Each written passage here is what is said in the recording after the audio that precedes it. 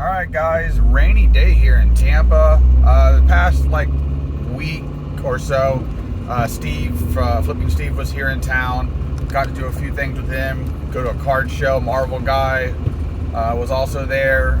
Ryan from Breakout Cards. That was fun to hang out with him all day and kind of put around the show and just kind of ping things off of each other and just look at what everybody else is buying and stuff like that. And it was a lot of fun. Fishing could have been much better. It was just a bad fishing time frame, I guess. We had a full moon. The pressure was weird. We had some storms that kind of were offshore. It's a lot of things that just make the fishing not great. And but we tried, just didn't work. But we'll get Steve back down here and get him into some fish. I know me and Marvel guy are going to get together and do some fishing too as well with his son. So I'm going to look forward to that as well, especially since fishing here is going to heat up quite a bit more than it already has with all the bait being pushed into the bay. On a sports card thing, I did a recap of the day for the Oldsmar Flea Market, so you can go watch that if you haven't. And there's a Tampa show this weekend. I'll probably go to that for a little bit and hit that up, see what's going on there. Trying to get some more fishing, and I want to do more fishing and kind of mix that into everything else. I have some product that I want to open up. I just opened up a couple of blasters. I also opened up some Topps baseball, which you'll see, and just kind of chasing a hit, man.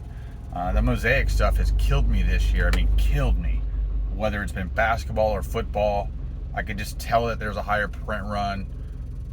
The thing with mosaic that is you can hide fluff in it, and basically by putting all the colored parallels that are unnumbered and just throwing them all through the box at different things, and they're just, I don't know, there's just not a lot coming out of that, especially for me. The rookies seem to be harder to hit. I haven't hit an auto. I haven't hit one of the rare inserts, and I opened up a fair amount of this stuff even off camera, not for the channel but just on the side, and it's just been rough. I'm like mosaic out at this point. I was in a couple contenders breaks, ended up with the Patriots one time, did not end up with the Mac Jones auto, did get the Supernova stuff. I believe it's Supernova is what they were called. I got a couple of those. I ended up giving one to Bryant for everything he helps me out with, and he's a big Pats fan, so I want to help him out too. And at this point, with the way football season has gone, with everybody moving, it feels like it has been dynamic change this year for football, and it still hasn't stopped because we haven't got the draft. We don't know who else is going to end up other places, and it's been a lot of trades too. That's what's really crazy. It isn't like this is a free agent market and everybody's just moving somewhere. It's been trades, and so many quarterbacks have been traded, and we've never seen anything like this before. And it's just wild, and it's gonna throw the whole market into a frenzy, I think. You're going to have all the guys that want the new player and the new uniform. So we're going to see that guy just ran that light horribly. Sorry. The Photoshop variations of these people in their new teams, because they should have enough time to get some of that product out by mid-season in the New Jersey, because we're still waiting for Prism football to happen.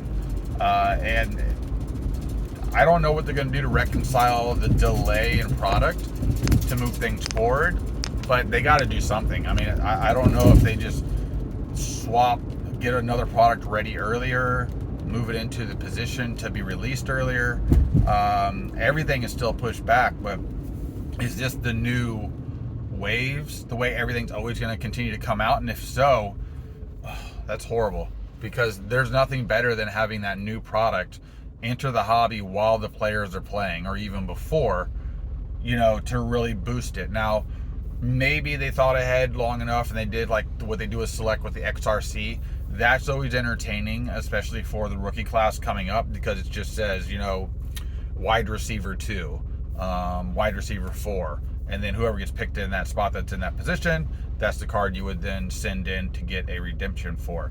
I do like that. I have no problem with that whatsoever. I do like the XRC version of that. I just don't want it in every product.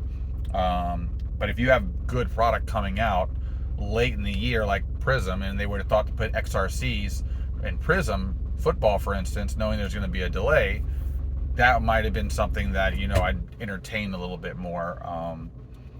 I don't know what they're going to do with Select. We haven't seen that yet either. I know it's probably printed into the ground based on what I've already seen with Mosaic. Prism almost doesn't even matter if they print it into the ground.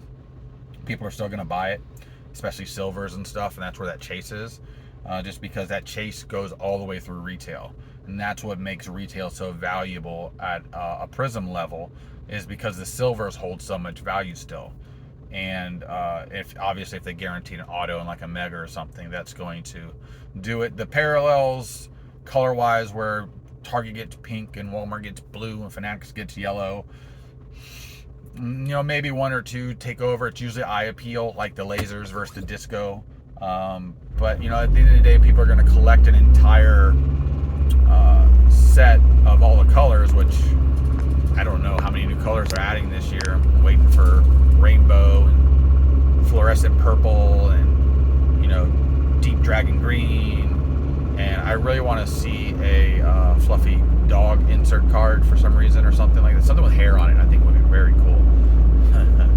But I'm on my way to a dentist appointment, just trying to get a little bit of content out there, a little bit of tickety talk.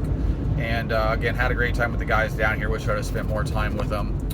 Work was super busy. It's still busy, but just part of the deal. But all right, guys, we'll have some more stuff coming at you. Like I said, I want to get some fishing. I did some a fishing video, but unfortunately it was on my GoPro and the sound wasn't great because you gotta like turn back and talk to the camera.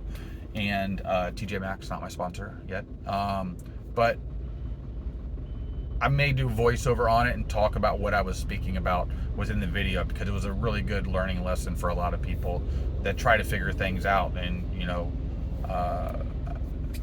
I just thought it gave some good information. But all right, guys, like, subscribe, leave a comment, let me know what do you think about this season. You know, I mean, the last news that we've gotten is we're still waiting for where Baker Mayfield's